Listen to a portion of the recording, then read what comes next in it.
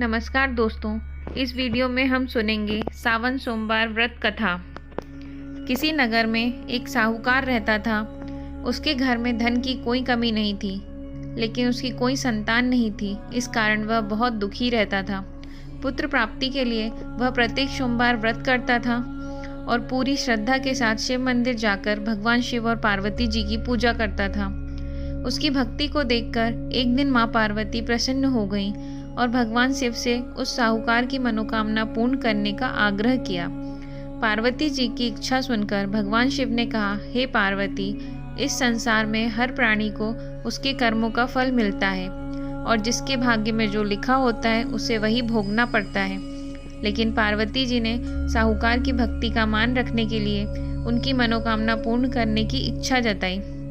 माता पार्वती के आग्रह पर शिवजी ने साहूकार को पुत्र प्राप्ति का वरदान दिया, लेकिन साथ ही उन्होंने यह भी कहा, इस बालक की आयु 16 वर्ष होगी।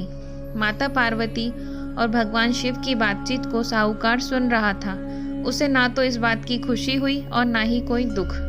वह पहले की भांति शिवजी की पूजा करता रहा। कुछ समय के बाद साहूकार के घर एक पुत्र का जन्म हुआ। वह बालक 15 वर्ष का हुआ तो उसे पढ़ने के लिए काशी भेज दिया गया। साहूकार ने पुत्र के मामा को बुलाकर उसे बहुत सारा धन दिया और कहा, तुम इस बालक को काशी विद्या प्राप्ति के लिए ले जाओ और मार्ग में यज्ञ कराना। जहाँ भी यज्ञ करवाओ वहाँ ब्राह्मणों को भोजन कराते जाना और दक्षिणा देते हुए जाना। दोनों मामा भांजे इसी तरह यज्ञ कराते और ब्राह्मणों को दान दक्षिणा देते हुए काशी की ओर चल पड़े। रात में एक नगर पड़ा जहाँ नगर के राजा की कन्या का विवाह था, लेकिन जिस राजकुमार से उसका विवाह होने वाला था वह एक आंख से काना था। राजकुमार के पिता ने अपने पुत्र के काना होने की बात को छुपाने के लिए एक चाल सोची। साहूकार के पुत्र को देखकर उसके मन में एक विचार आया। उसने सोचा, क्यों न इस लड़के को दूल्हा बनाकर राजकुमारी से विवाह करा दूं। विवाह के बाद इसको धन देकर विदा कर दूंगा और राजकुमारी को अपने नगर ले जाऊंगा। लड़के को दूल्हे के वस्त्र पहनाकर राजकुमारी से विवाह कर दिया गया, लेकिन साहूकार का पुत्र बहुत ईमानदार था। उसे यह बात बिल्कुल सही नहीं लगी। उसने अवसर पाकर राजकुमारी की चुन्नी के पल्ले पर लिखा, तुम्हारा विवाह तो मेरे साथ हुआ है, लेकिन जिस राजकुमार के संग तुम्हें भेजा जाएगा वह एक आंख से काना है। मैं तो काशी पढ़ने जा रहा हूँ। जब राजकुमारी ने चुन्नी पर लिखी बातें पढ़ी तो उसने अपने माता पिता को यह बात बताई। राजा ने अपनी पुत्री को विदा नहीं किया, जिससे बारात वापस चली गई। दूसरी ओर साहूकार का लड़का और उसका मामा काशी पहुंच गए और वहां जाकर उन्होंने यज्ञ किया। जिस दिन लड़के की आयु 16 साल की हुई उसी दिन यज्ञ रखा गया। लड़के ने अपने मामा से कहा, मेरी तबीयत कुछ ठीक नहीं लग रही। मामा ने कहा, तुम अंदर जाकर सो जाओ।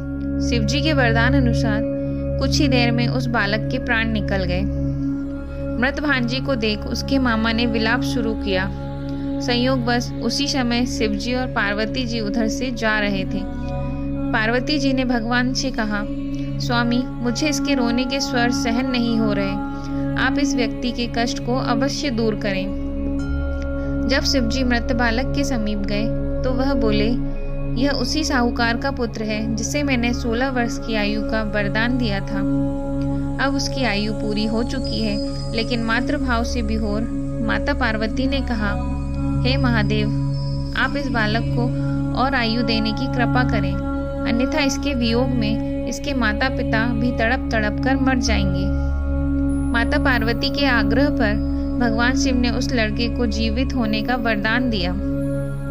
शिवजी की कृपा से वह लड़का फिर जीवित हो गया। शिक्षा समाप्त करके लड़का मामा के साथ अपने नगर की ओर चल दिया। दोनों चलते हुए उसी नगर में पहुंचे जहां उसका विवाह हुआ था। उस नगर में भी उन्होंने यज्ञ का आयोजन किया। उस लड़के के ससुर ने उसे पहचान लिया और महल में ले जाकर उसकी बहुत खातिरदारी की और अपनी पुत्री को उसके साथ विदा किया।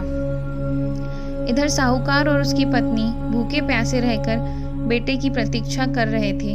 उन्होंने प्रण कर रखा था, यदि उन्हें अपने बेटे की मृत्यु का समाचार मिला तो वह भी प्राण त्याग देंगे। परंतु अपने बेटे के जीवित होने का समाचार पाकर वह बेहद प्रसन्न हुए।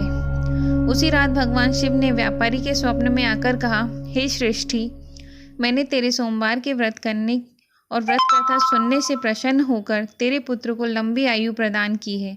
इसी प्रकार जो कोई भी सावन सोमवार का व्रत करता है या कथा सुनता है और पढ़ता है, उसे सभी दुख दूर होते हैं और समस्त मनोकामनाएं पूर्ण होती हैं।